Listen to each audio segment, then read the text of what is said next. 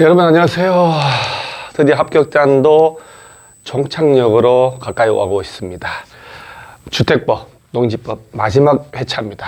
그리고 다음 주 마지막 주에는요, 전 분야 사실 문제를 한번 테스트 해볼 겁니다. 그 다음 주의할 점은, 좀 주목하실 점은 주의가 아니고, 다음 주 끝나고 이제 얼마 안 남았잖아요. 시험 보기는 10월 26일 날, 거주 토요일, 수요일 날 3일 전, 시험 보기 3일 전에 제가 공법 전체를 한번 싹 다 정리를 무료로 하고 시험장에 들어가시게 할 겁니다. 그래서 그날 또 기억을 하시고요. 자, 오늘 수업할 내용을 한번 잠깐, 주택법인데요. 워낙 일반적인 내용들 다 들어가 있어요. 그래서 여러분 이런 것들 문제를 맞고 틀리고 떠나서 지문 다 정리를 해 놓으시기 바랍니다. 틀린 것은 단독주택, 다중주택, 다가구주택, 공과는 해당하지 않습니다. 건축법은 단다다공해서 포함을 합니다만은, 그 다음에 주택의 분류 속에는 주택은 건축물의 전부도 되고 일부도 되고 부속토지 포함하고, 도시용 생활주택은 300세대 미만으로만 지을 수 있다. 그 다음에 나머지는 뭐 특별할 게 없죠. 꼭 읽어보시고요. 정답은 2번 틀렸어요. 자, 그 다음에 용어 옳은 것을 골라봐라. 건축 설비는 부대시설 맞죠? 복리시설이 아니고요. 300세대 미만으로 지어야 되기 때문에 300세대로 지으면 도시형 생활주택이 될 수 없고, 민영주택은 국민주택을 제외하면 다 민영주택입니다. 따라서 기억과 이것이 정답. 자, 출제된 문제입니다. 자, 공동주택, 주택법이죠. 그러면 세 가지만 찾아야 됩니다. 해당하지 않는 것은, 자, 아파트 연립 다세대. 따라서 다세대 연립은 맞지만 다중, 다가구, 오피스텔은 해당하지 않습니다. 기억, 니은, 미음입니다. 다행히 지문 속에 디귿하고 리얼이 없어서 다행이죠. 그럼 잘못 풀면 공동주택만 찾는 수가 있으니까 정답 2번. 자, 주택에 해당하지 않는 걸 모두 골라봐라. 다중주택은 단독이니까요, 기숙사 제외되고, 오피스텔도 제외되고, 노인복주택 제외되고, 따라서 나머지 요거는 준주택이죠. 준주택. 그래서 니은, 디귿, 리얼. 정답 5번. 전용면적, 이거 꼭 이 정리를 하셔야 돼요. 전용면적이요. 공동주택 틀린 것은, 뭐 답을 틀린 거 보면 외벽의 중심선이 아니고 외벽의 내부선이 기준이 됩니다만, 이렇게 내부선. 자, 공동주택의 바닥면적, 전용면적을 제외하고 남는 외벽면적은 공용면적에 들어가니까 전용면적은 빠지고, 자, 거실로 쓰이지 않는 단독주택은 지하실 면적 포함 안 되고, 본 건물과 분리된 창고, 샤워, 화장실도 제외되죠. 이런 것들 다 제외되고, 공용면적은 다 포함하지 않는다는 것, 이런 것들을 꼭 한번 침착하게 읽어 놓으셔야 돼요.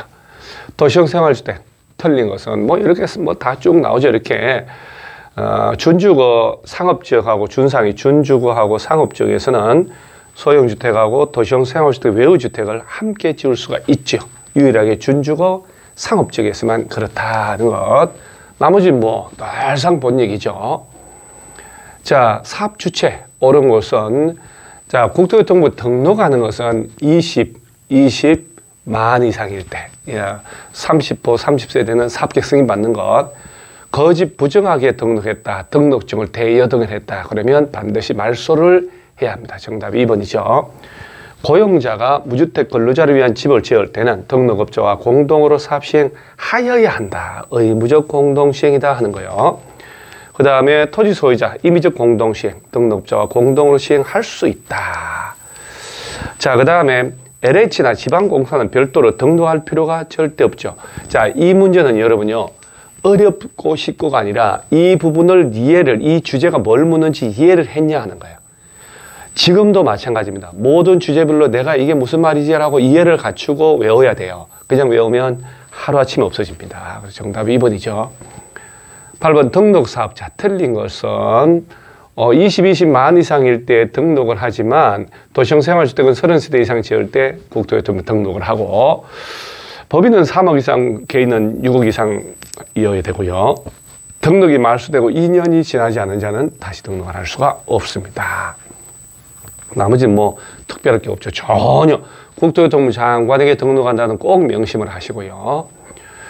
자, 이제 주택조합인데요. 조합. 단지 전체를 대상으로 증축형 리모델하기 위해서 조합을 설립할 때 제출할 첨부 서류. 자, 리모델링 주택조합을 만든다. 집을 뭐 수직 증축하더라도 지을 때 새로 짓는다 하더라도 땅을 확보한다. 이건 필요 없죠. 요거는 80% 이상의 사용권, 15% 이상의 소유권 확보하라. 이것은 주택을 마련할 때 필요한 거니까요. 뭐 나머지는 뭐 특별하게 없고 출제된 문제죠. 자, 주택조합. 주택조합 워낙이 중요하니까요. 틀린 것은 자, 여기서 국민주택을 공급받기 위한 직장주택조합이라고 툭 튀어나와야 돼요. 보고 이해하고 풀면 안 되고요. 설립할 때 신고하고 해산하고 변경할 때도 신고를 하는 겁니다. 자, 그 다음에 리모델은 새로 짓는 게 아니니까, 조합원을 위한 집을 짓는 게 아니니까 주택건설 예정 세대에서 50% 이상의 조합원으로 구성을 하되 최소 20명 이상이 되고요. 85제곱미터 이하 한 채는 가져도 되니까 조합은 될 수 있고, 조합 설립 인가를 받은 후에는 교체하거나 신규 가입이 안 된다는 거 하고요. 그 다음 5번이야 뭐 상식이죠, 상식. 주택조합 옳은 거니까 단지 전체를 리모델한다. 4분의 3 절대 없죠. 전체 구분 소유자 3분의 2하고 각동별 과반수 동의받아서 조합 설립 인가 받고, 그 다음에 변경 인가 신청은 사업계획 승인 신청일까지, 사업계획 승인, 조합 설립을 하고 조합 이름으로 사업계획 승인을 신청해야 된단 말이에요. 사업계획 승인 신청까지 해야 된다는 것. 그 다음에 조합 설립 인가 신청일부터 해당 조합 주택 입주 가능일까지 60제곱미터의 주택 한 채를 소유하고 보유하고 6개월 이상 동일 지역에 거주한 세대 주인자는 조합원 자격이 없다가 아니고 있다라고 해야 되죠. 그 다음에 추가 모집될 때 자격 요건을 충족 여부는 조합 설립 인가 신청일이죠. 조합 설립 인가 신청일. 따라서 지역 조합 설립할 때는 80% 플러스 15% 권리, 사용권, 소유권 확보한 서류가 들어가야 된다는 거. 11번을 여러분요, 읽으면서 쭉쭉쭉 틀린 거 찾아낼 정도 되면 대박입니다, 대박. 자, 지역주택조합 틀린 것은이니까 특별할 건 없고요. 자, 지역조합은 되려면 조합 설립 인가 신청일부터 조합주택의 입주 가능일까지 주택을 소유하지 않은 자도 되고, 그 다음에 85제곱미터 이하 한 채 하나에 소유한 세대 주인자도 됩니다. 따라 소유한 자 요렇게 집 없는 사람만 된다 그러면 안 되고요. 85 이하 한 채 가져도 된다, 이렇게. 나머지는 맞는 말이니까 읽어보시고. 주택상환사채 딱 나오면 LH하고 등록업자가 발행한다. 국토교통부 장관 승인받아서 이렇게 툭툭툭 튀어나와야 돼요. 기본적으로. 틀린 거 골라라 했죠. 등록업자는 보증받고, 그 다음에 주택상환사채 취득한 사람 성명을 채권에 기록하지 않으면 대항할 수 없고, 원래는 좀 엄부를 바꿔야 되고요. 등록업자가 중간에 등록이 말소됐다 하더라도 그가 발행한 사채 효력은 영향을 미치지 않는다라고 문장이 막 나와야 돼요. 문장이. 나머지는 뭐 국토교통부 장관 승인받고요. 그 다음에 이게 이제 이런 문제가 서서히 한 풀려야 되는데, LH죠, LH가 집을 짓는다. 서울시 양천구에 뭐 300호 하늘건설 국토교통부 장관 승인받는다. 경기도 부천시에다가 지역균형 개발이 필요하여 국토교통부 장관이 지정했다. 국토교통부 장관이 지정한 곳은요, 국토교통부 장관으로부터 사업계획 승인 받는 거예요. 따라서 정답은 1번이 되죠. 자, 매도 청구 옳지 않은 것은 뭐 워낙 했기 때문에 3개월 이상 협의를 하고요. 시가로 팔아달라 할 수 있고, 95% 이상 사용권 확보하면 남은 땅 전부에 대해서 매도 청구 들어가고, 그 다음에 뭐 특별할 건 없는 내용이죠. 이런 것들 꼭 읽어서 정리를 해 놓으시고요. 자, 이게 이제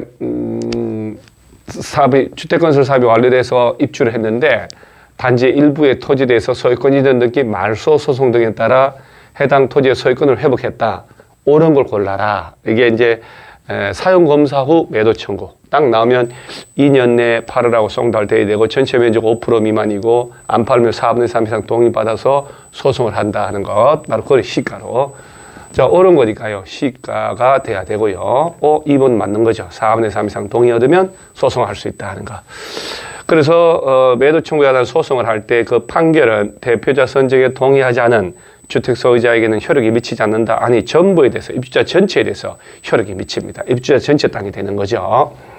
그 다음 5%를 넘는 경우는 소유권 회복한 토지의 면적이 단지 전체 대지 면적 5% 넘으면 전원 동의 얻어야 매도 청구할 수 있다. 안 됩니다. 5% 넘으면 어떤 희생을 치르더라도 매입을 해줘야 돼요. 따라서 5% 미만일 때만 매도 청구 인정합니다.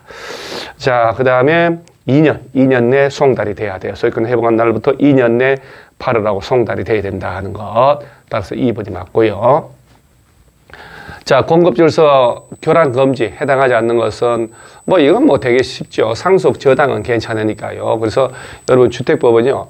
집을 받을 수 있는 지위 자격을 사고 팔고 하지 말고 알선하지 말고 그다음에 광고하지 마라 하는 거거든요. 그래서 주택조합원의 자격 리모델 제외하고 그다음에 주택상환 사채 입주자 저축 그다음에 철거민 딱지 이런 것들 사고 팔고 하지 마라 하는 거 얘기하는 겁니다.